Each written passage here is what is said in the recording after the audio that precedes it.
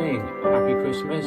It's Boxing Day 2022. I hope you've had a good solstice, a good Yule, and if you're able to rest and spend time alone or with family and doing things that nourish you, I hope it's been really, really lovely.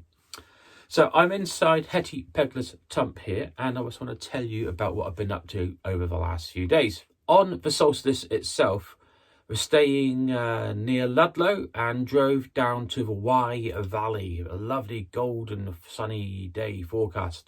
Started at the church at Bredwardine, St Andrew's Church. Links with the Victorian clergy diarist Francis Kilvert. An interesting carving on the north outside door.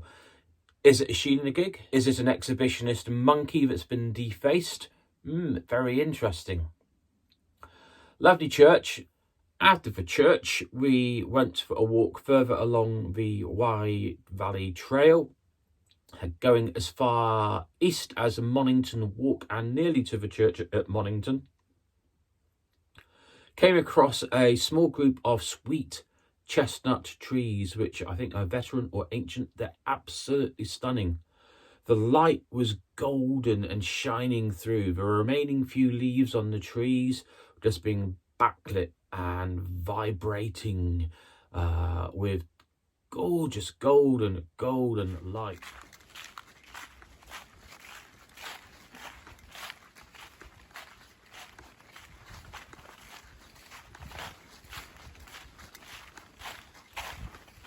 Really good seeing the orchards around there as well. I don't think I can recall seeing so many orchards, and they are absolutely thick with mistletoe.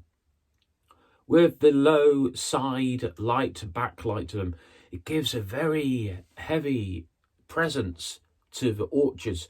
Suddenly kind of get the idea of wassailing, blessing the orchards, chasing out the badness, anything that you don't want. Get it? It really, really is quite special.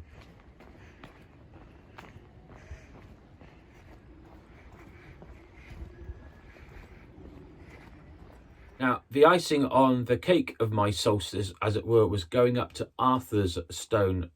I've been wanting to visit for many, many years, but it's always been too far west off my kind of north-south corridor, which might slightly deviate, but not deviate that far. Got there about an hour before sunset as it was really westering and lowering. Great seeing the stones and the sunlight change its position against the stones. It became a bit hazy, the sunshine, so not the nice discs settling through the back hills as one would like, but nevertheless it's still good to be there, reflect on the things that you want to grow that year, the light, the warmth to come back and help certain situations, literal and metaphorical. Anyway, I had a few conversations there at Arthur's Stone. During the last half hour there, a group of folk ritual people turned up. One of them had what I thought at first was a Mari Lloyd, the grey horse, the horse's skull mounted and decorated on a stick, used as a kind of almost like a protection racket where it would go around from house to house, demanding entry, being refused and then eventually being granted entry to have cakes and drinks and then leave with a blessing upon the household as it goes.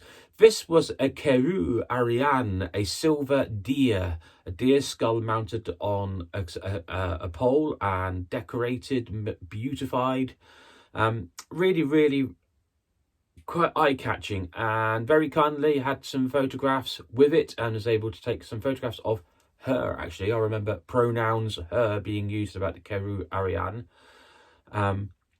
I was needing a special solstice and I'd had a really good day, but that was really the icing on my cake. As the day darkened, I left Arthur's Stone for what had been a very, very memorable first visit.